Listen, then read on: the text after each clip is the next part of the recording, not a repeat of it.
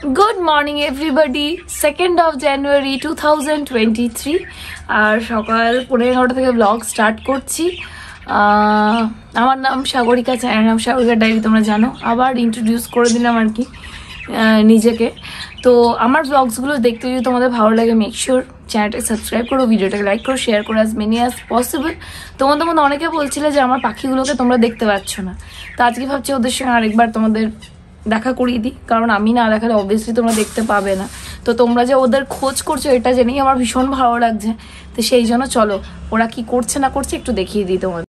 এই যে সকাল হলেই ওদেরকে এই যে এসির যে ইয়েটা আছে এর এখানে এরকম করে ঝুলিয়ে দেওয়া হয়। আপাতত এখানে তো আর কোনো জায়গা নেই, তো ওরা এখানে বেশ ভালো থাকে। বেশ সন্ধে হয়ে গেলে তখন আবার ওদেরকে ভরে দেওয়া হয়। যেটুকু রোদ থাকে সেটুকুতে ওরা বেশ ভালোই থাকে চনমনে। কুকু কুকু কই, কুকু কই, এসো এসো, আয় আয়। ইউভির কাছে ওরা খুব ভালো থাকে, ইউভির হাতের ওপরে উঠে যায়। তোমাদের দেখাবো, খাওয়া হোক তারপর একবার বলবো ইউভিকে হাতে ওঠাতে। এছাড়া অন্য কেউ ওঠে না। এই যে আমার পাখিগুলোর ভালো ভালো নাম সাজেস্ট করো তো তোমরা। এখনো কিন্তু 1 মাস হয়ে গেল, এখনো কিন্তু কোনো নাম দেওয়া হয়নি ওদের। কুকু। আর দেখো একটা মজা, ঠিক এই নিচে দেখো, ঠিক এদের নিচে এসে বসে থাকবে জিনি। দুটু দুটু কুকু কুকু। ব্লগ আমার এডিটিং ডান, আর আজকে একটু স্লোই হলো কাজ। তার কারণটা আমি তোমাদের একটু পরে বলছি। অলমোস্ট এখন বাচ্চা হচ্ছে 1:01, তো আপলোডে বসিয়ে দিয়েছি। ভেবেছিলাম এডিটিংয়ের পরে একবারে স্নান টান করে পার্লারে যাবো। সিন্স পিরিয়ড স্টার্টটা হয়েছে অ্যাকচুয়ালি পরশু রাতে, বাট মানে আজকে এই সময়টা থেকে শরীরটা বেশ খারাপ করছে, তো ভাবছি বাড়িতেই থাকবো। আর এইদিকে সন্ধ্যাবেলা একটা প্রিপারেশন হয়েছে, ওই আমার ভাই তারপর অভি বলে একটা ভাই, এরা সব বাড়িতে আসবে, তো ভাবছি একটু চিকেন 65 করবো। শরীরটা তো খুব একটা ভালো করছে না, কিন্তু দেখছি ম্যারিনেটটা অ্যাটলিস্ট করে রেখে দিই। আর পেন কিলার খেয়ে হলেও আমি জিম যাব, কারণ কদিন ভীষণ ইরেগুলার যায়। তো ইরেগুলার জিম জয়েন হওয়ার পর পুজোর টাইমেও আমার হয়নি, তো সেই জন্য জিম আমি একটু হালকা করে হলেও গিয়ে করে আসবো। আপাতত খুব একটা ভালো ফিল করছি না, তো চিকেনটা ম্যারিনেট করে স্নান করে একটু রেস্ট করবো। আশা করি বিকেল হতে বেটার ফিল করব। তো সেই জন্য এই বেলাটা আমি আর পার্লার যাচ্ছি না, একটা টাইমে পার্লারে চলে যাব। একবার পার্লারে ফোন করেও জেনে নিচ্ছি কতটা কি কাজের প্রেশার আছে।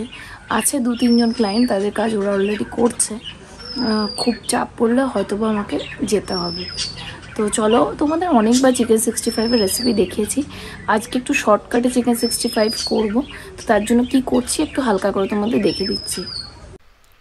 চিকেন 65 করার জন্য যেটা আমি করলাম সেটা হচ্ছে একটা বোলের মধ্যে 1 কেজি মতো বোনলেস চিকেন নিয়ে নিয়েছি।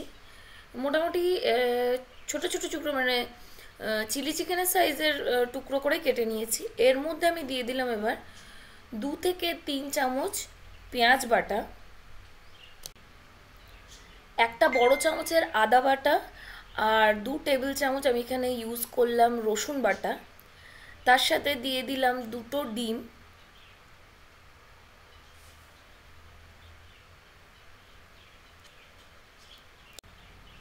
এবার সব কিছু খুব ভালোভাবে মাখিয়ে নিলাম, যাতে খুব ভালোভাবে যেন যে মশলাটার যে ফ্লেভারটা সেটা যেন চিকেনটার মধ্যে ঢুকে যায়। এরপরে আমি এতে ইউজ করলাম চিংসের চিকেন 65 মশলা। এই যে তোমাদের বলছিলাম যে শর্টে করব, তো এটাই হচ্ছে শর্টে যে চিংসের রেডিমেড চিকেন 65 মশলা পাওয়া যায়। তো অনেকে কী করে মশলাটা মাখিয়ে জাস্ট নর্মাল পকোড়ার মতো ভেজে ওটা খেয়ে নেয়, বাট আমি এখানে এটা করবো না। আমি এখন আপাতত এখন শুরুটা হচ্ছে যে এই যে প্যাকেটের মশলাটা আছে এটা দিয়ে আমি এন্টায়ার চিকেনটাকে ভালো করে ম্যারিনেট করব। আমার 1 কেজি চিকেনে আমার মোটামুটি চিংসের মশলা 3 প্যাকেট, সম্ভবত 3 প্যাকেট লেগেছে, ঠিক আছে। আর তার উপর আমি একটুখানি হালকা ময়দাও অ্যাড করেছিলাম, তোমাদের বলে দিলাম রেশিওটা বোঝার জন্য। আর এতে আমি কোনো নুন অ্যাড করিনি, কারণ এই মশলাটার মধ্যে সব কিছু থাকে, নুন টুন কিছু দেওয়ার দরকার হয় না।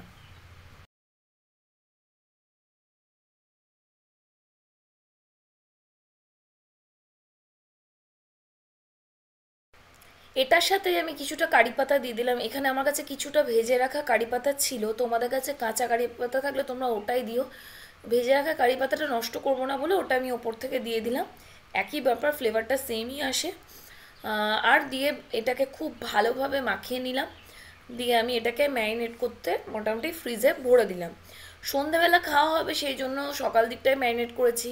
চিকেনটাকে সফট আর জুসি করার জন্য ম্যারিনেশনটা তোমরা যত আগে করবে তত বেটার, মানে মিনিমাম 2 ঘন্টা আগে করো, তাহলে চিকেনটা কিন্তু খুব সফট হবে, এতটুকু মানে শক্ত থাকবে না। যেহেতু ব্রেস্ট পিসের চিকেন নিয়ে করা তো, সেই জন্য আমি তোমাদের সাজেস্ট করবো যে ম্যারিনেশনটা বেশ অনেকক্ষণ ধরে রেখো। চিকেন ম্যারিনেশনের পরে আমি স্নান করলাম, স্নান করে স্কিন কেয়ার করলাম। একটু আমাকে দেখে তোমাদের ডাল মনে হতে পারে, জাস্ট বিকজ পিরিয়ডসের টাইম বুঝতেই পারছো কীরকম অবস্থা হয়, কম বেশি সবারই প্রবলেম হয় আর কি। তো সেই জন্য আমি মানে এতটাই লো ফিল করছিলাম যে আগে ভালো করে স্নান টান করে স্কিন কেয়ার করে নিজেকে একটু প্যাম্পার করলাম আর কি। স্নান টান করে একটু বসেছিলাম রোদে, শরীরটা ভালো লাগছে না, শরীর ভালো লাগছে মানে পেন হচ্ছে লোয়ার অ্যাবডোমেনে। তো এখন লাঞ্চ টাইমে লাঞ্চ টাঞ্চ করে নিই, একটু শোবো, দেন ভাবছি পার্লার যাব, পার্লার থেকে জিম যাব। তো লাঞ্চে আজকে হচ্ছে রাইস, এটা হচ্ছে কুমড়ো সেদ্ধ, তেলাপিয়া মাছ, আর এটা হচ্ছে তেলাপিয়া মাছের ঝোলটা আর কি, মাছটা বড় বলে প্লেটে রাখা হয়েছে। আমি একটু ঘি নিয়ে নিয়েছি, এটা হচ্ছে ফুলকপি।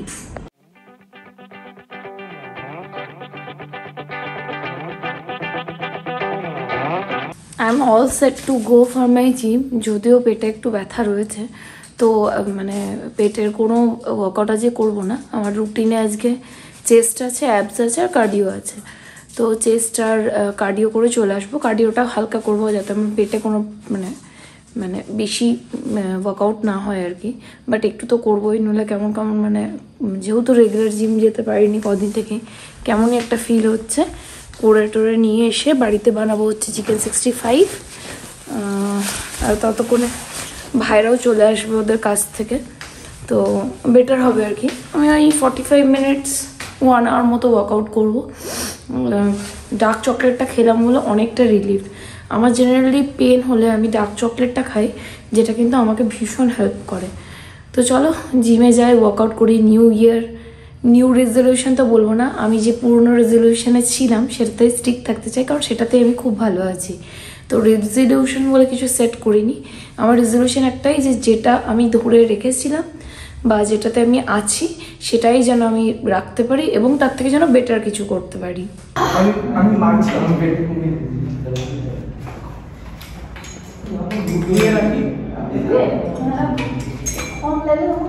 হ্যাঁ, বাড়িতে নিতেই পারবে। কিন্তু ওইটা আমি নর্জন করতে আছি। আরেকটা একটু কমিয়ে দেবো?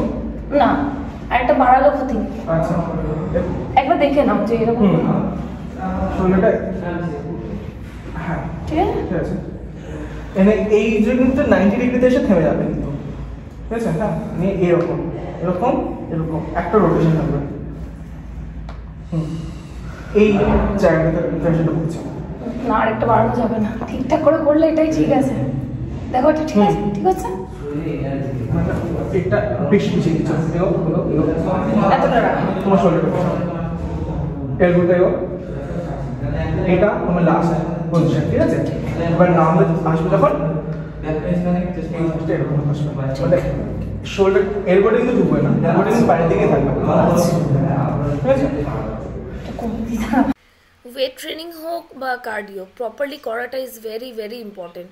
আমি এতদিন ধরে ওয়ার্কআউট করছি, আমার ট্রেনার রয়েছে, সব কিছু রয়েছে, স্টিল মাঝে মাঝে কিন্তু ভুল আমারও হয়। তো এটা হচ্ছে একটা ভাই আর কি, জিমে ও ওয়ার্কআউট করে, ও অনেক বেশি আর কি নলেজেবল, অনেক দিন ধরে করছে।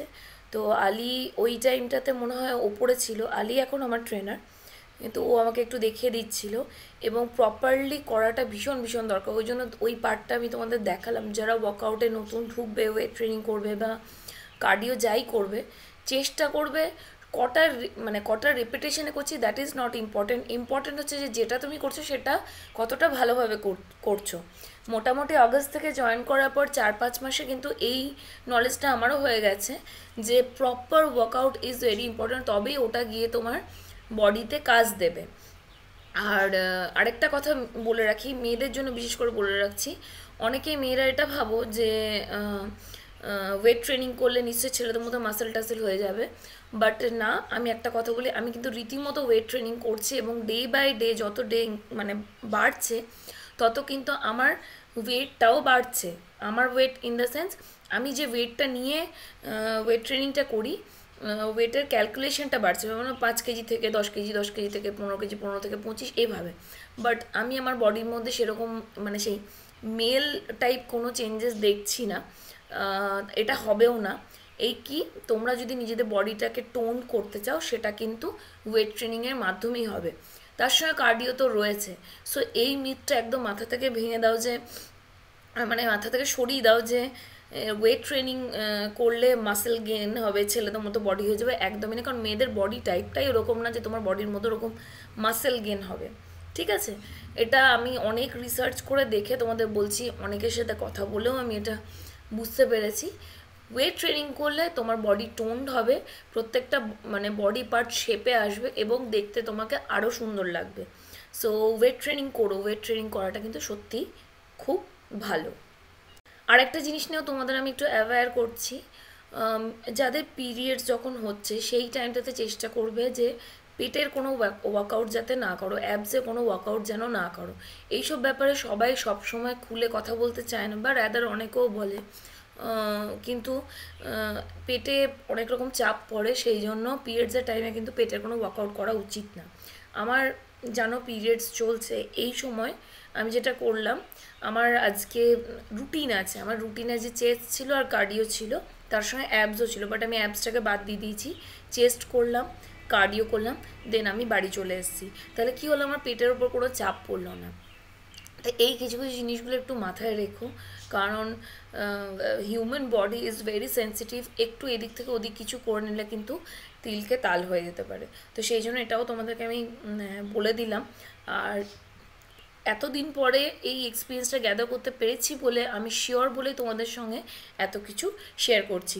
যদি আমার এই সাজেশনসগুলো তোমাদের ভালো লাগছে, মেক শিওর আমাকে কমেন্টসে জানিও। তোমরা যদি আরও হেলথ রিলেটেড, ফুড রিলেটেড বা ওয়ার্কআউট রিলেটেড কিছু জানতে চাও, সেটা যদি আমার নলেজে থাকে, আমি ডেফিনেটলি তোমাদেরকে বলবো, আর তোমরা সেটাকে কাজে লাগিও।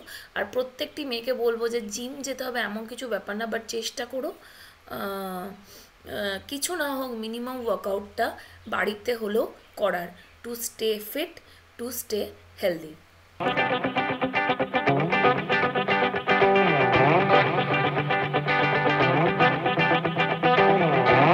চিকেন 65 ম্যারিনেশন পার্টটা তো সকালে তোমরা দেখেছো। এবার আমি বাড়ি ফিরে কড়াইয়ে অনেকটা তেল দিয়ে ওর মধ্যে যে ম্যারিনেটেড যে চিকেনগুলো আছে, পকোড়ার মতো করে আমি এটাকে ভেজে নিচ্ছি। দেখো ভাজাটা ঠিকঠাক ফ্লেমে ভাজতে হবে, নইলে বাইরেটা কড়া হয়ে যাবে, ভেতরটা নরম হবে না। তো সময় দিয়ে ভাজাটা খুব দরকার। তো ভালো করে দেখো ভেজে তুলে নিলাম চিকেন পকোড়াটা। ওটার পরে আমি যেটা করলাম সেটা হচ্ছে যে একটা বোলের মধ্যে টক দই নিলাম, মোটামুটি 3 টেবিল চামচ মতো, বড় চামচে 3 টেবিল চামচ আমি টক দই নিলাম। ওটাকে একটু ভালো করে ফেটিয়ে নিলাম বিটার দিয়ে। ভালো করে ফেটিয়ে নেওয়ার পরে আমি এর মধ্যে দিলাম হচ্ছে শুকনো লঙ্কা বাটা। শুকনো লঙ্কাকে সেদ্ধ করে সেটাকে বেটে নিয়ে আমি এর মধ্যে মিক্স করে নিলাম। চিকেন 65 একটু স্পাইসি হয়, তোমরা যদি কম স্পাইসি খাও তো কম ঝাল দিও, বাট স্পাইসি ইজ বেটার। ভালো করে ফেটিয়ে নেওয়ার পর আমার একটু মনে হলো দইটা কম, ওই জন্য দইটার মধ্যে আমি আরেকটু 1 টেবিল চামচ মতো অ্যাড করে দিলাম। তারপর এর মধ্যে আমি মোটামুটি 2 টেবিল চামচ মতো এখানে শেজওয়ান চাটনি দিলাম। ভালো করে মিক্স করে একটা সাইডে রেখে দিলাম। এবার যে তেলটা ছিল ভাজা তেলটা, ওটাই একটা বড় কড়াইয়ের মধ্যে আমি নিলাম, নিয়ে ওটার মধ্যে প্রথমে আমি দিয়ে দিলাম হচ্ছে গোটা কয়েক শুকনো লঙ্কা। দেখো বেশ কয়েকটা নিয়েছি, বারে বারেই বলছি এটা খুব স্পাইসি হয়, তোমরা কম স্পাইসি করতে চাইলে কম দিও।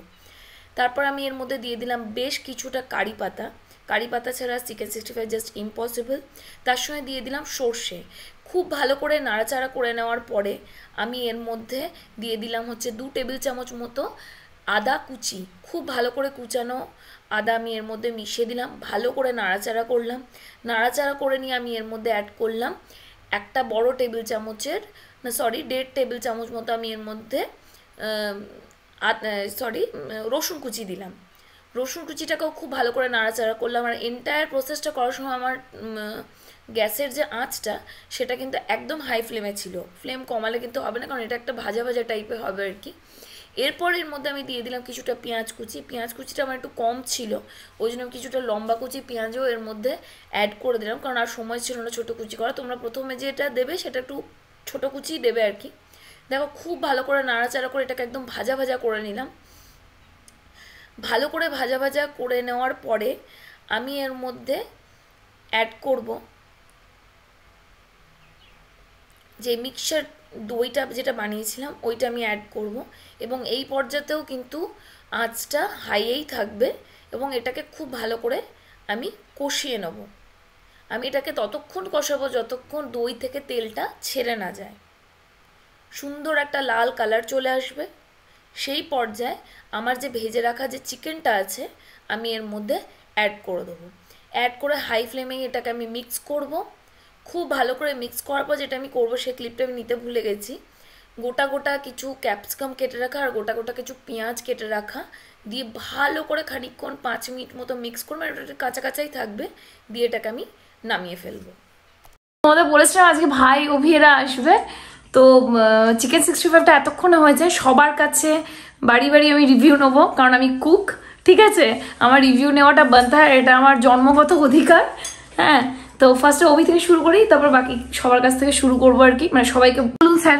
Hello guys, this is chicken 65 made by one and only Shaurika Didi, and this is my review. Awesome. অসংখ্য ধন্যবাদ। Awesome. কোন রেস্টুরেন্ট থেকে এনেছো দিদি? ডেফিনেটলি মানে আমি চিটিং করেছি মাঝখানে ইয়ে করে, ওটা ভালো হয়নি রেস্টুরেন্টটাতে। না all restaurants fail, Michelin star fail. তুই কি বলছিস তাহলে আমার একটা রেস্টুরেন্ট খোলা উচিত? নিশ্চয়। সত্যি বলছি? কি করছো দিদি? তোমার রেস্টুরেন্টের ফার্স্ট কাস্টমার আমি, তুমি শুরু করে দাও দিদি। দেখো অভি রিভিউ তোমরা পেয়ে গেছো, তোমরা এইভাবে বানিও, রেসিপিটাও তোমাদেরকে শেয়ার করেছি, আমি অনেকবারই শেয়ার করেছি সবাইকে। ভালো হয়েছে? বইটা দেখি দাও তাহলে কত ফুটি সবাই বুঝতে হবে। না ভুড়ি ঢেকে গেছে, ভুড়ি ঢেকে গেছে।